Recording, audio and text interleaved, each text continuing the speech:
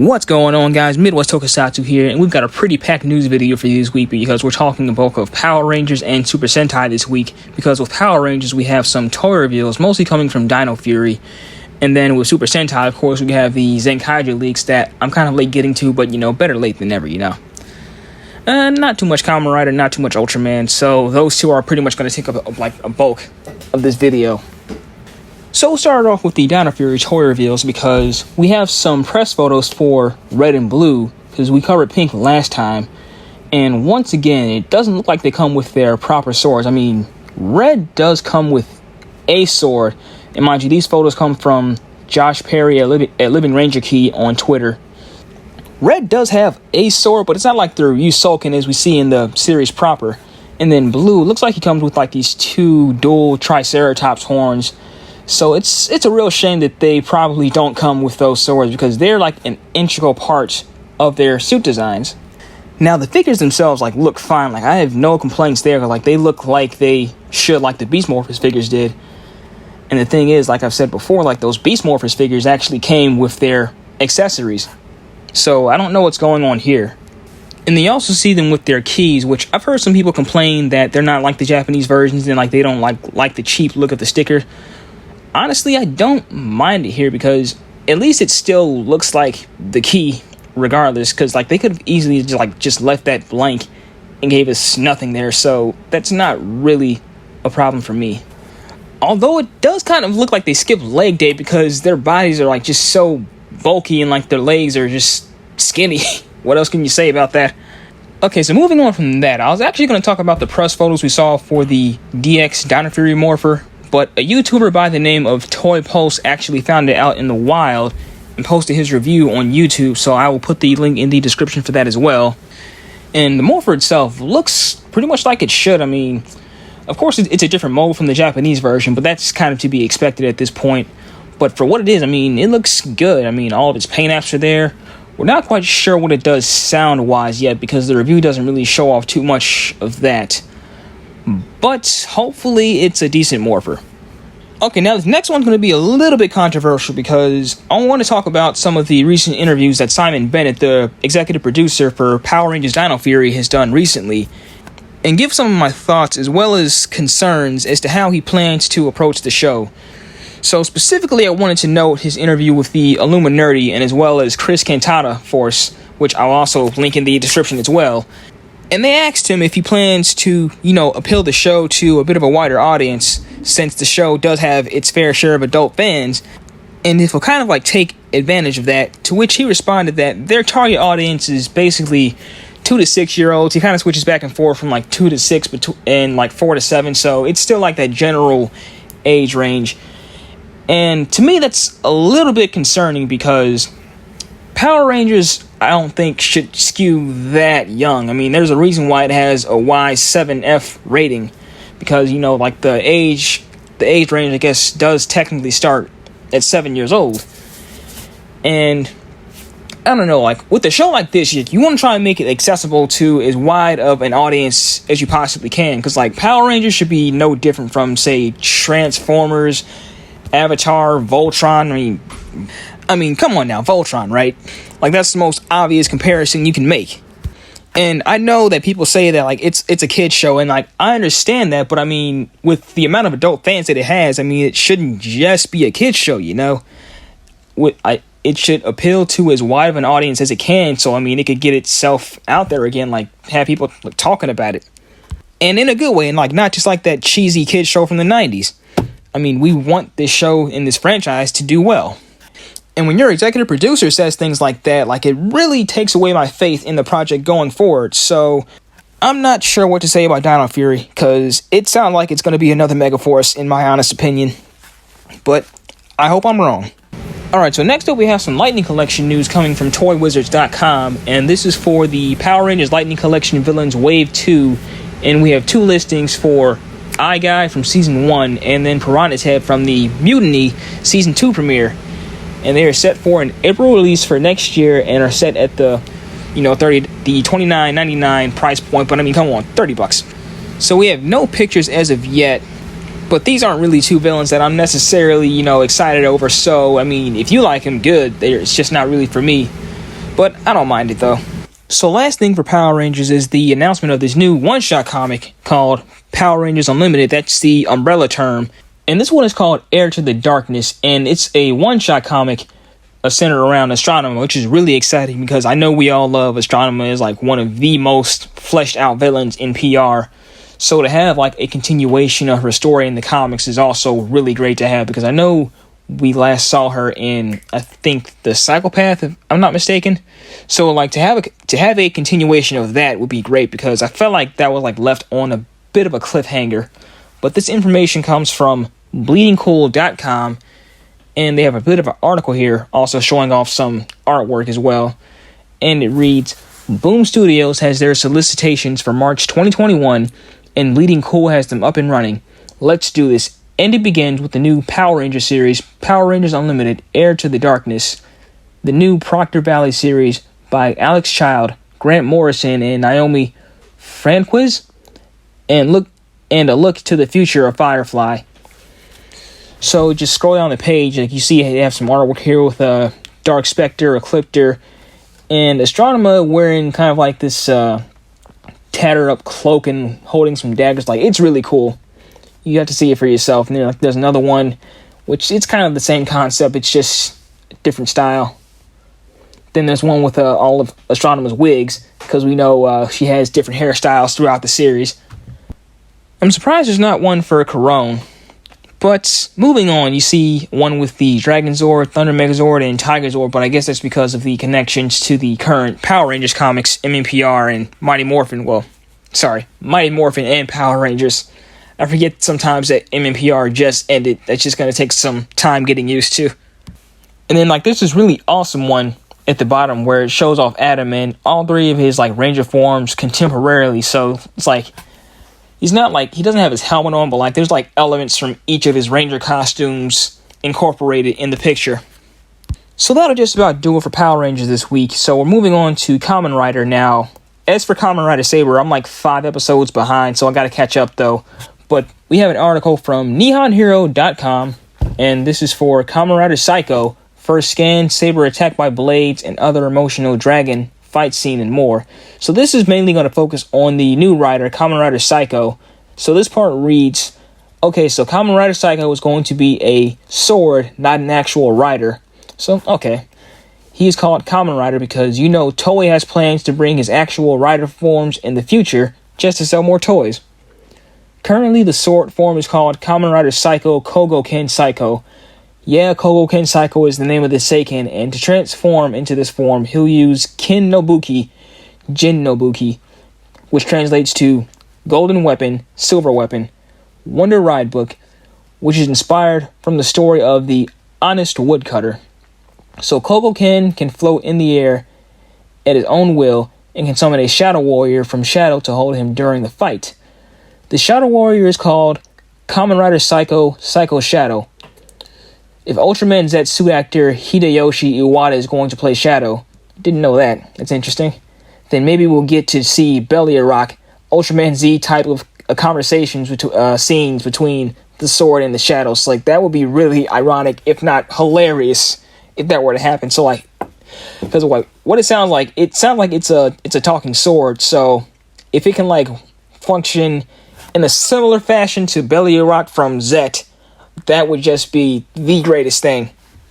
Okay, so the only other thing we have for Rider is, honestly, this stream for Kamen Rider Gaim, the movie Great Battle on Toei Tokusatsu World Official. And what they did was, it was like a US premiere for the movie, and US fans, and I tried to spread the word as much as I could. But apparently, according to Dustin Beetle on Twitter, that the turnout for that may or may not have impacted their decision to, you know, bring us more Rider over here. So hopefully it's the case where we do get more content as a result of this. I mean, I'm hoping. I mean, did you watch it? Let me know in the comments. So moving on to Sentai, we have a lot to talk about regarding Zenkaiger because we have so many scans, info leaks, and just the works to cover here. So the very first thing we got, well, I mean, technically it's not the first, but the first official thing we got was this poster displaying the entire team here. And you have Zenkaiger in the middle doing a pose similar to Aka Ranger, because we know that he's a hybrid between Big One from Jacka and Aka Ranger from Go Ranger, right? And then it looks like the rumors are true regarding that the rest of the team are in fact not going to be Rangers, but instead robot companions, which actually kind of intrigues me because, like, this has never been done before, honestly. I mean, we've had robot Rangers, of course, in the past, but they were Rangers, like, they transformed into Rangers. But by the looks of this, that's not going to be the case. So, the other 14 members are Zenkaiger. This is going from left to right. So, Zenkaiger, Zenkaizudan, Zentai Majin, and Zentai Vroom. So obviously these robots are based on previous mecha, which are Gao King from Gao Ranger, the obvious one of course being Daijujin, also aka Megazord from MMPR. Majin is Maji King from Maji Ranger, and then Vroom is Daiboken from Bokanger. And everyone and their mother has been talking up Vroom as like looking like Armada Optimus Prime, which I have to agree with, because there was this fan edit where he was done up in Prime's colors and it looked just like him, literally. So I don't know if that was intentional, but it may very well have been. Now, as for details on the series, this one's coming from Toku Nation, and they got this from the official TV Asahi page for Zenkaiger.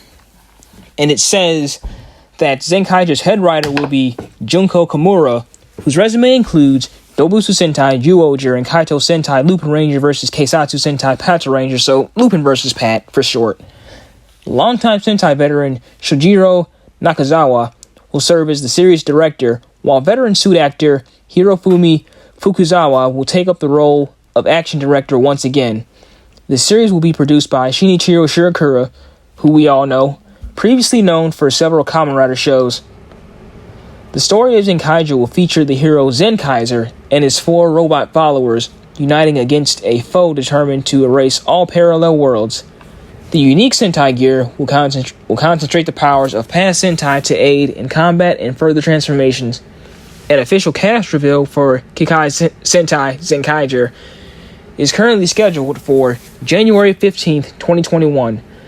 The series itself will begin on March 7th, 2021. Stay tuned to Toku Nation for this new chapter in Super Sentai history. Okay, so it looks like we have some familiar faces on board here, especially Mr. Shirakura, because we all know him as the director of planning and production for Toei. And I've heard that his track record when it comes to producing shows is a little shoddy, but that doesn't mean that this can't be good. So between some other revealed images, we also have some character bios for each of the team members, and this is also coming from Toku Nation as well. So, first up, we have sort of a synopsis of the show, and it reads, Zenkaiger's story begins with a pair of scientists that discovered parallel worlds and could concentrate the powers of these worlds into small devices called gears. In the process, they discovered a world of mechanical life forms known as Kikanoids, normally a peaceful people, but now their world has been conquered by the evil dynasty Toji Tendo, hopefully I'm not butchering that seems to eliminate all other worlds. The scientist's son, a young man named Kaito, described as an adventurous, friendly man with no sense of personal space. Okay, so it sounds like we have another goofball team leader here. Oh boy. Takes up the power of the gears with another device, the Gear Tlinger, to transform into a new Super Sentai hero, Zenkaiger. 4 of the Kikanoids are able to join Kaito. Zuran, the senior member of the team, who thinks he is calm and relaxed, but is in practice a stubborn old man. With the power of the gears, he takes on the combat form of Zenkaizudan. So quick side note, so the forms that we initially saw are in fact their battle forms. Like, I'm not going to call them Ranger forms because that's not what they are, but they do have a transformation from, this like more slender civilian form to these bulkier robot combat forms, whatever you want to call them. So like that element is still present there at least. Okay, so continuing, Gaon is a peaceful airhead with a love of cooking who becomes Zenkai Gaon for fights. Vroom, the educated team member with a love for schooling, his battle form is Zenkai Vroom. And then Majin, a shy otaku obsessed with the occult, who can transform into Zenkai Majin when needed. The Zenkaigers will be aided in their missions by Seichan, a strange talking mechanical bird. Okay, so it seems like every 10 years or so, we have some kind of bird companion. So like we had, I don't know what his name was in Time Ranger, but we had Circuit, or his equivalent in Time Ranger, and then we had Navi and Gokaiger, and then this year we have whatever this is. So in addition to changing between humanoid, robo, and Zenkaiger forms, the Kikanoids are also able to transform into mechas. The artwork gives us, which you'll see right here, gives us some ideas of the combinations, a type of symmetrical docking where one Zenkai robo forms half the combination. So for those of you that don't know, symmetrical docking is a reference to the anime Zenkaiger, and it wasn't the main robot. Like there was these like two other robots that combined, where each one of them made up like half of like this bigger robot, and it's kind of the same concept here. So that's what they're kind of getting at. So it looks like Gaon and Zudan combined to make their own form, and then Majin and Rune combined for their own robot, and they can kind of like mix and match between the two as well, from what it looks like in the scans here. So that's kind of different. But I still hope like there's some kind of form that like allows all of them to combine at once. Because like I feel like that's more fun, in my opinion. So when it comes to Zenkaiger, it sounds like we're in for a really big shakeup next year. Because having one Ranger to a team, like that's never been done before at all. And I mean, you can kind of like make the comparisons to Kamen Rider, but that's really not intentional at all, because people have said that like his eyes look very Kamen Rider-like, but that's really not intentional, because he's supposed to look like a hybrid between Aka Ranger, and you know, like that's obviously his goggles right there on the helmet, and then Big One. So the color scheme might be mistaken for Kamen Rider Mach, but that's only by coincidence though, I promise you. But yeah, Zenkaiger, so are you looking forward to it? Because I definitely am. Okay, so last piece this week comes from Ultraman, and this is an announcement for a new comic series after the current one we have right now, which is Rise of Ultraman, and this new one is called Trials of Ultraman. So we have an article here from UltramanGalaxy.com, and it reads, earlier this year, Marvel Comics collaborated with Super Rider Productions to bring readers The Rise of Ultraman, a thrilling comic series that introduced the pop culture icon to new fans and delighted longtime Ultraman enthusiasts. Following this soaring debut, the Ultraman saga will continue this March in the Trials of Ultraman. The all-star team behind The Rise of Ultraman, writers Kyle Higgin and Matt Groom, and artist Francesco Manna, return to continue to explore the fascinating Ultraman mythos. The new installment will pick up after the epic conclusion of The Rise of Ultraman. Ultraman narrowly averted a catastrophe decades in the making. The world was saved, but also forever changed.